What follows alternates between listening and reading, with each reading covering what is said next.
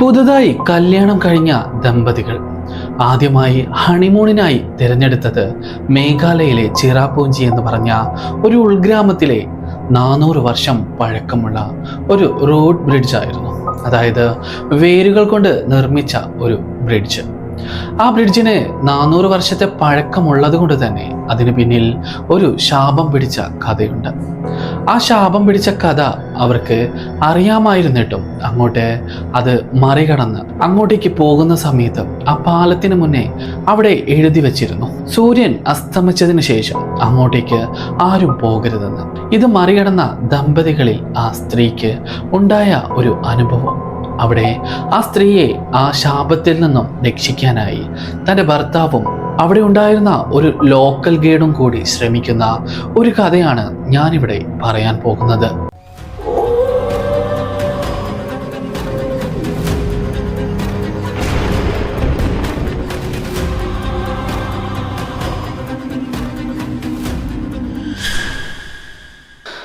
നാനൂറ് വർഷത്തെ പഴക്കമുണ്ടെങ്കിലും കഥ നടക്കുന്നത് വളരെ അടുത്താണ്.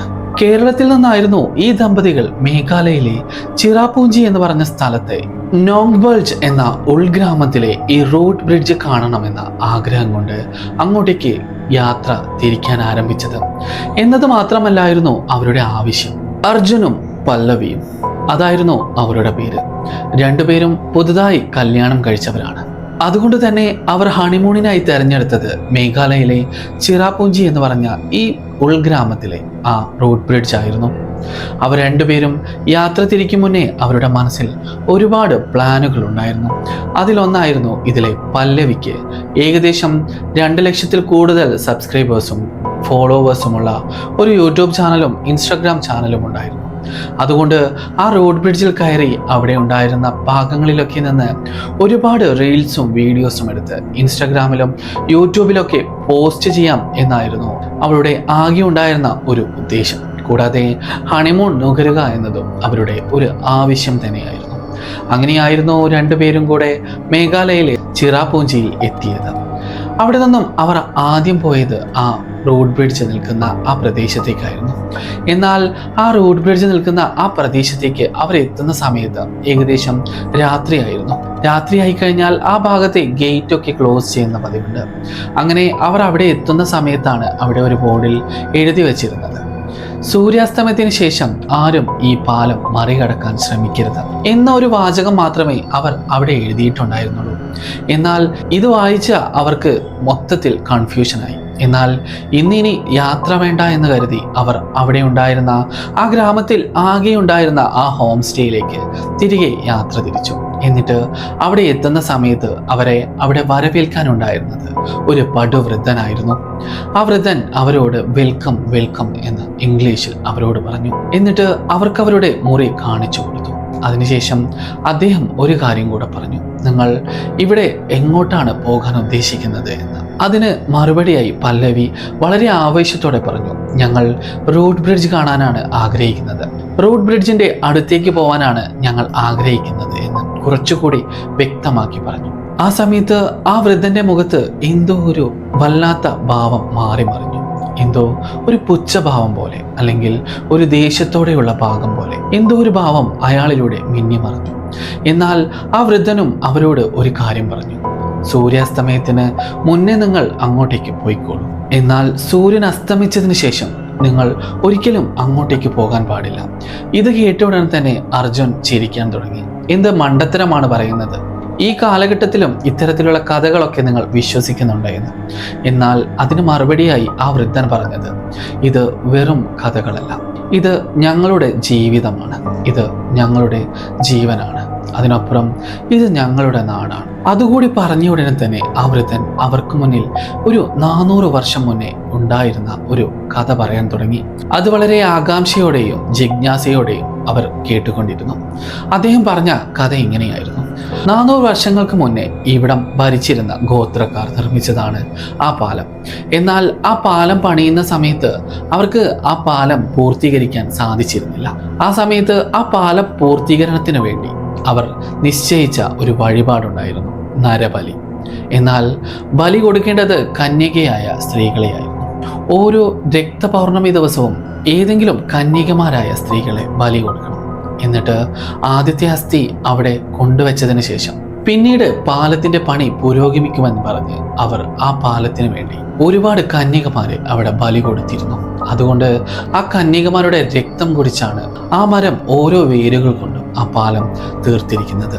അതുകൊണ്ട് സൂര്യൻ അസ്തമിച്ചു കഴിഞ്ഞാൽ ആ ഭാഗത്ത് അല്ലെങ്കിൽ ആ പാലം കടന്ന് പോകുന്നവരുടെ കൂടെ അവിടെ ഉണ്ടായിരുന്ന ആ സ്ത്രീയുടെ നിഴലും അവരുടെ കൂടെ പോരും എന്നാണ് പറയുന്നത്.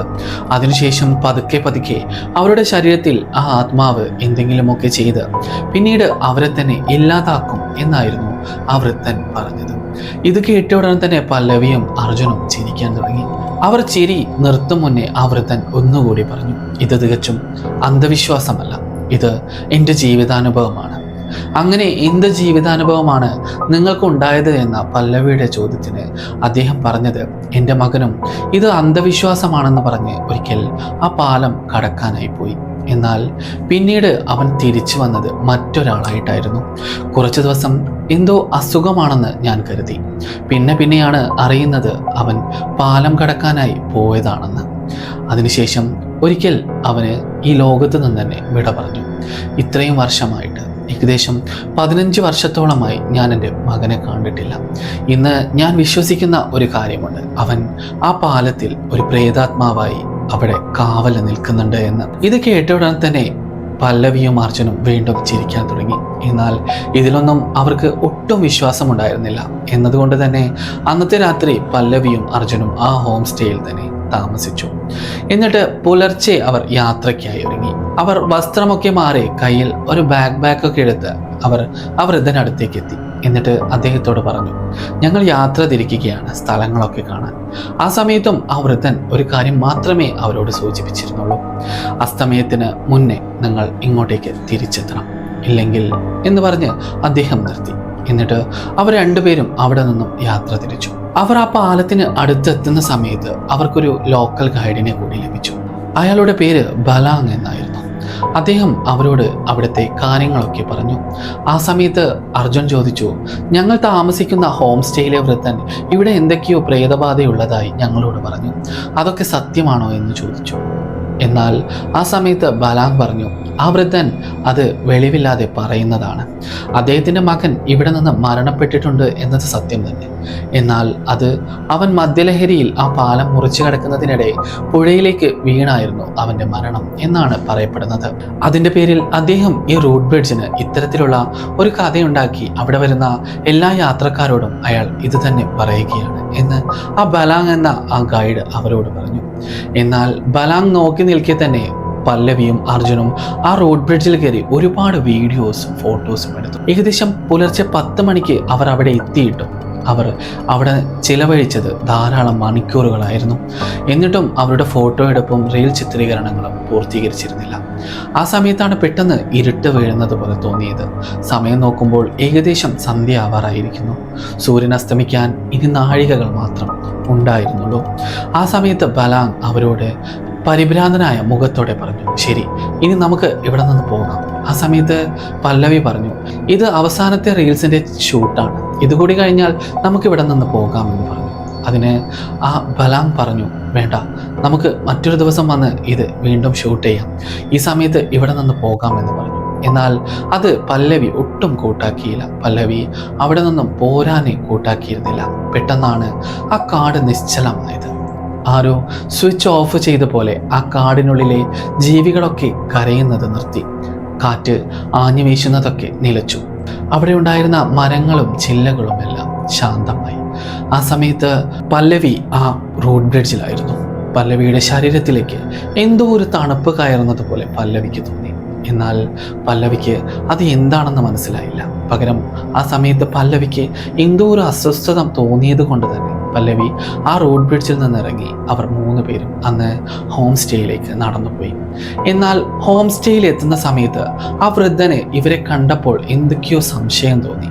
ആ സംശയം കൊണ്ടാവാം പല്ലവിയുടെ മുഖത്തിന് നേരെ അദ്ദേഹം ഒരു കണ്ണാടി നീട്ടി. എന്നിട്ട് ആ കണ്ണാടിയിലേക്ക് നോക്കാൻ പറഞ്ഞു. ആ സമയത്ത് അദ്ദേഹം അവിടെ ഉണ്ടായിരുന്ന എല്ലാ ലൈറ്റ്സും ഓഫ് ചെയ്തിരുന്നു. ആ സമയത്ത് പല്ലവി കണ്ടത് അപൂർവമായ ഒരു കാഴ്ചയായിരുന്നു. പല്ലവിയുടെ നിഴൽ പല്ലവിയുടേതായിരുന്നില്ല, പല്ലവി ഏകദേശം ചലിക്കുന്നതിനേക്കാൾ 1 മടങ്ങ് സ്ലോ ആയിട്ടായിരുന്നു ആ നിഴൽ ചലിക്കുന്നത്. എന്നാൽ ആ നിഴലിൻ്റെ കൈയും തലയും നഖങ്ങളെല്ലാം കൂർത്തതുപോലെ, തനിക്ക് ഉള്ളിൽ മറ്റാരോ ഉള്ളതുപോലെ. ആ സമയത്ത് ആ വൃദ്ധൻ പറഞ്ഞു, ഞാൻ പറഞ്ഞത് ധിക്കരിച്ചത് കൊണ്ടാവാം ഇങ്ങനെയൊക്കെ നിങ്ങൾക്ക് സംഭവിച്ചത്. ഇനി നിങ്ങൾ എങ്ങനെയാണ് ഇതിൽ നിന്നും രക്ഷപ്പെടാൻ പോകുന്നതെന്ന് പറഞ്ഞു. എന്നാൽ ഇത് കേട്ട ഉടൻ തന്നെ പല്ലവിക്ക് മനസ്സിൽ പേടി തോന്നി. എന്നാൽ അർജുൻ പറഞ്ഞു, നീ പേടിക്കണ്ട, ഇതൊന്നും കാര്യമാക്കേണ്ടതില്ല, നമുക്ക് പോയി കിടന്നുറങ്ങാമെന്ന് പറഞ്ഞു.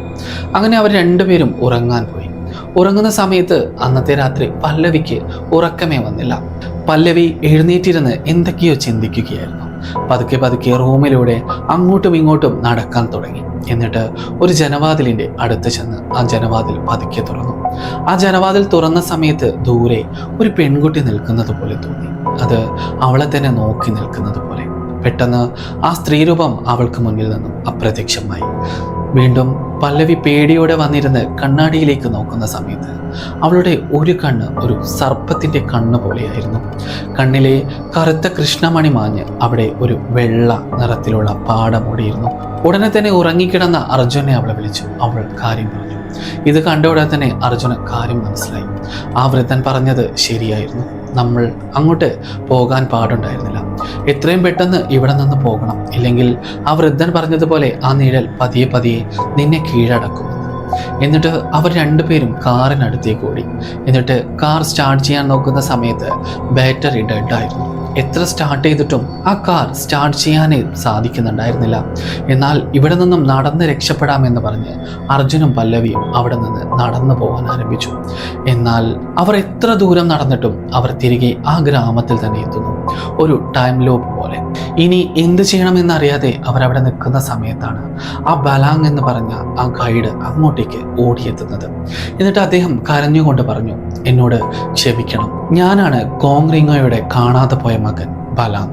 എന്നെ കാണാതായതല്ല, എനിക്ക് മേൽ ഒരു ശാപം പതിക്കപ്പെട്ടതാണ്. എൻ്റെ അച്ഛനെ കാണാതെ ഏകദേശം ഞാൻ കഴിഞ്ഞത് 15 വർഷത്തോളമാണ്. എൻ്റെ ഈ ശാപത്തിൽ നിന്നും എനിക്ക് മുക്തി നേടണമെങ്കിൽ മറ്റൊരു ജീവൻ ആ പാലത്തിന് ബലി കൊടുക്കണമായിരുന്നു. അതിനുവേണ്ടിയായിരുന്നു ഞാൻ നിങ്ങളെ അന്ന് അങ്ങോട്ടേക്ക് കൊണ്ടുപോയത്.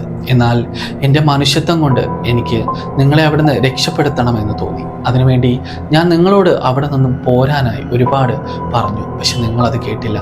ഇനി നമ്മൾ രണ്ടുപേരും ആ നിഴലിൻ്റെ ശാപമാണ്. നമ്മൾ ഈ ശാപത്തിൽ നിന്നും രക്ഷപ്പെടണമെങ്കിൽ ഒരു വഴി മാത്രമേ ഉണ്ടായിരുന്നുള്ളൂ. ആ റോഡ് ബ്രിഡ്ജിൻ്റെ താഴെയായി ഒരു ഗുഹയുണ്ട്, ഒരു അജ്ഞാത ഗുഹ. ആ ഗുഹയ്ക്കുള്ളിൽ ആയിരക്കണക്കിന് മനുഷ്യരുടെ അസ്ഥികൾ. എന്നാൽ ആദ്യമായി ബലി നൽകിയ കന്യകയുടെ അസ്ഥി അവിടെ ഒരു സിംഹാസനത്തിൽ വെച്ചിട്ടുണ്ട്. അത് നമ്മൾ കത്തിച്ചു കഴിഞ്ഞാൽ, അത് ചാരമാക്കി കഴിഞ്ഞാൽ നമ്മൾ രണ്ടുപേരും ഈ ശാപത്തിൽ നിന്ന് രക്ഷപ്പെടും. അതുകൊണ്ട് അവിടേക്ക് എത്രയും പെട്ടെന്ന് പോകണമെന്ന് പറഞ്ഞ് അവർ 3 പേരും കൂടെ റോഡ് ബ്രിഡ്ജിനടുത്തേക്ക് പോവാനായി ഒരുങ്ങി. അവിടെ എത്തുന്ന സമയത്ത് ആ പാലത്തിൽ 4 സ്ത്രീകൾ കാവൽ നിൽക്കുന്നുണ്ടായിരുന്നു. അത് 4 ആത്മാക്കളായിരുന്നു. ആ 4 ആത്മാക്കളെയും സ്പർശിക്കാതെ തൻ്റെ കൂടെ വരണമെന്ന് ബലാങ് പറഞ്ഞു. അങ്ങനെ പല്ലവിയും അർജുനും ബലാങ്ങിന് കൂടെ ആ 4 സ്ത്രീകളെ സ്പർശിക്കാതെ അങ്ങോട്ടേക്ക് പോയി. എന്നിട്ട് ബലാങ് ഒരു ഗുഹാ കവാടം കാണിച്ചു കൊടുത്തു. ഈ ഗുഹാ കവാടത്തിലേക്കാണ് നമ്മൾ പോകേണ്ടത് എന്ന് പറഞ്ഞ് അർജുൻ പല്ലവിയെ കയ്യിൽ പിടിച്ച് അങ്ങോട്ടേക്ക് വലിക്കുന്ന സമയത്ത് പല്ലവി തികച്ചും മറ്റൊരാളായി മാറിയിരുന്നു. എന്നിട്ട് അവൾ ആരുടെയൊക്കെയോ എന്തൊക്കെയോ ഒരു പ്രത്യേക തരം ഭാഷയിൽ എന്തൊക്കെയോ പറയുന്നുണ്ടായിരുന്നു. എന്നാൽ ഇടയ്ക്കിടയ്ക്ക് അവളിൽ അവളുടെ സ്വയംബോധം മിന്നി മറയുന്നുണ്ടായിരുന്നു. അതുകൊണ്ട് തന്നെ അവൾ അർജുൻ്റെ കൂടെ പോവാൻ സമ്മതിച്ചു. എന്നിട്ട് അവിടെ ആ ഗുഹയ്ക്കകത്ത് എത്തുന്ന സമയത്ത് ആ ഗുഹയിലെ ചുമർ മുഴുവൻ ആയിരക്കണക്കിന് അസ്ഥികൾ കൊണ്ട് അലങ്കരിച്ചതുപോലെ അവിടെ ദൂരെയുണ്ടായിരുന്ന ഒരു സിംഹാസനത്തിൽ ഒരു തലയോട്ടി. അതായിരുന്നു ആ പാലത്തിന് വേണ്ടി ആദ്യമായി ബലി കൊടുത്ത കന്യകയുടെ തലയോട്ടി. ആ തലയോട്ടി അവർക്ക് കത്തിക്കണമായിരുന്നു. അങ്ങനെ അവർ കൊണ്ടുവന്ന പെട്രോളും അതുപോലെ തീയും ഉപയോഗിച്ച് അത് കത്തിക്കാൻ നോക്കുന്ന സമയത്ത് പല്ലവി അവരെ തടഞ്ഞുകൊണ്ട് പറഞ്ഞു, നിങ്ങൾക്ക് ഇത് തകർക്കാനാവില്ല. എന്നെ നശിപ്പിക്കാൻ നോക്കിയാൽ ഞാൻ നിങ്ങളെയും നശിപ്പിക്കും. എന്നാൽ ഇതൊന്നും വകവയ്ക്കാതെ അവർ എന്തൊക്കെയോ തന്ത്രമന്ത്രങ്ങളൊക്കെ ചെയ്ത് ആ തലയോട്ടി പെട്രോൾ ഒഴിച്ച് തീ കത്തിക്കാനായി ആരംഭിച്ചു. ആ ആളിക്കത്തുന്ന തീയിൽ ആ തലയോട്ടി പൊട്ടിത്തെറിച്ചു പോയി. അവിടെ ഉണ്ടായിരുന്ന ചുമരിലെല്ലാം തീ ആളിപ്പടർന്ന് അവിടെ ഉണ്ടായിരുന്ന അസ്ഥികളൊക്കെ ഓരോന്നോരോന്നായി കത്തി അമരാൻ തുടങ്ങി. ആ സമയത്ത് പല്ലവി അവിടെ ബോധരഹിതയായി വീണു. എന്നിട്ട് അവിടെ നിന്നും ബലാങ്ങും അർജുനും അവളെ തൂക്കിയെടുത്ത് ആ റോഡ് ബ്രിഡ്ജിന് മുകളിൽ എത്തിച്ചു. എന്നിട്ട് അവിടെ നിന്നും അവർ 3 പേരും ഓടി അകലാനായി ശ്രമിച്ചു. എന്നിട്ട് അവർ 3 പേരും ആദ്യം ചെന്നത് കോങ്റിംഗോ എന്ന ബലാങ്ങിൻ്റെ അച്ഛൻ്റെ അടുത്തായിരുന്നു. എന്നിട്ട് അവിടെ എത്തിയതിനു ശേഷം കോങ്റിംഗോയോട് പറഞ്ഞു, ഞാൻ നിങ്ങളുടെ മകൻ ബലാങ്ങാണ്. ഞാനൊരു ശാപത്തിലായിരുന്നു. ഇപ്പോൾ ആ ശാപത്തിൽ നിന്നും ഞാനും ഇവരും മോചിതരാണ്. ഇനി ഇങ്ങനെയൊരു അനിഷ്ടം നമ്മുടെ ഗ്രാമത്തിൽ ഒരിക്കലും സംഭവിക്കില്ല. അതിന് വേണ്ട എല്ലാ പരിഹാരവും ഞങ്ങൾ ചെയ്തിട്ടുണ്ട്. ഇനി ഇവരും ഞാനും ശാപമുക്തരാണ്. എത്രയും പെട്ടെന്ന് ഇവിടെ നിന്നും പോവുക എന്ന് ബലാങ് അർജുനോടും പല്ലവിയോടും പറഞ്ഞു. ആ സമയത്ത് അവർ 2 പേരും ആ കാറിനടുത്തേക്ക് ചെന്നു. എന്നാൽ കാറ് ബ്രേക്ക് ഡൗൺ ആയത് അവരുടെ മനസ്സിൽ വന്നു. എന്നാൽ ഒന്നുകൂടെ സ്റ്റാർട്ട് ചെയ്ത് നോക്കിയപ്പോൾ കാറിന് ഒരു കുഴപ്പവും ഉണ്ടായിരുന്നില്ല. അതെല്ലാം അവരെ ഈ ഗ്രാമത്തിൽ തന്നെ പിടിച്ചു നിർത്താനായി ആ ആത്മാവ് ചെയ്ത കാര്യങ്ങളായിരുന്നു. എന്നിട്ട് അവർ 2 പേരും തിരിച്ച് കേരളത്തിലേക്ക് എത്തി. കേരളത്തിൽ എത്തിയ ഉടൻ തന്നെ പല്ലവി ആദ്യം ചെയ്തത് തൻ്റെ മൊബൈൽ ഫോണിലും ഇൻസ്റ്റാഗ്രാമിലും യൂട്യൂബിലും അപ്ലോഡ് ചെയ്തിരുന്ന ഈ റോഡ് ബ്രിഡ്ജിൻ്റെ ഫോട്ടോസും വീഡിയോസും ഡിലീറ്റ് ചെയ്യുകയാണ് ഉണ്ടായത്. പിന്നീട് ഒരിക്കലും അവർ ഇത്തരത്തിലുള്ള ഒരു യാത്രയ്ക്ക് മുതിർന്നിട്ടില്ല. ഓരോ യാത്രയിലും നമ്മളെ കാത്തിരിക്കുന്നത് എന്താണെന്ന് നമുക്ക് വ്യക്തമല്ല. ഒരുപാട് പേരുടെ യാത്രാ അനുഭവങ്ങൾ എന്നോട് പറഞ്ഞിട്ടുണ്ട്. എന്നാൽ ഇത്തരത്തിലുള്ള ഒരു അനുഭവം കേട്ടതിന് ശേഷവും ഞാൻ ഉറപ്പായും പറയുന്നു, ഓരോ യാത്രയിലും നമ്മളെ കാത്തിരിക്കുന്നത് എന്നും ഒരുപോലെയുള്ള കാര്യങ്ങളാവില്ല. ചിലപ്പോൾ അതിൽ ഇത്തരത്തിലുള്ള വ്യത്യസ്തമായ അനുഭവങ്ങളും ഉണ്ടാവുമായിരിക്കാം. ഇതുപോലെയുള്ള കഥകൾ കേൾക്കാൻ നിങ്ങൾക്ക് ഇഷ്ടമാണെങ്കിൽ നിങ്ങൾക്ക് ഈ ചാനൽ സബ്സ്ക്രൈബ് ചെയ്ത് എൻ്റെ കൂടെ കൂടാവുന്നതാണ്. ഇതുപോലെയുള്ള ധാരാളം കഥകൾ എനിക്ക് ഇനിയും നിങ്ങളോട് പറയാനുണ്ട്.